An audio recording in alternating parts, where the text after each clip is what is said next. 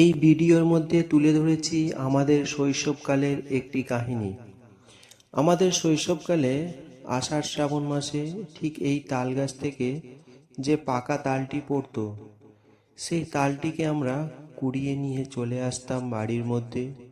বাড়িতে কুড়িয়ে নিয়ে চলে আসার পর ঠিক আমরা এইভাবেই তালের উপরের খোসাটাকে খুলে নিতাম এবং খুলে নেওয়ার পরে তালের মুখের ভিতরটা আমরা ভালো করে লক্ষ্য করে দেখতাম কোনো পোকামাকড় আছে কি না। তারপরে আমরা খোসাগুলোকে ঠিক এইভাবে ছাড়িয়ে নিতাম। খোসাগুলো থেকে এভাবে ছাড়িয়ে নেওয়ার পরে এখান থেকে আমরা নাড়ু করতাম, ছোট ছোট লাড্ডু করে সেই লাড্ডুগুলো খেতাম।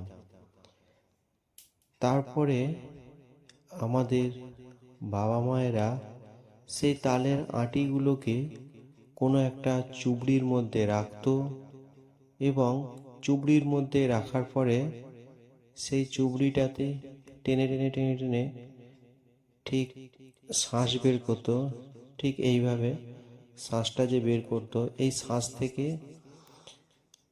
আমাদের বাবা মায়েরা তখন তালের পিঠে, তালের বড়া এই ধরনের নানা রকম খাবার বানাতো।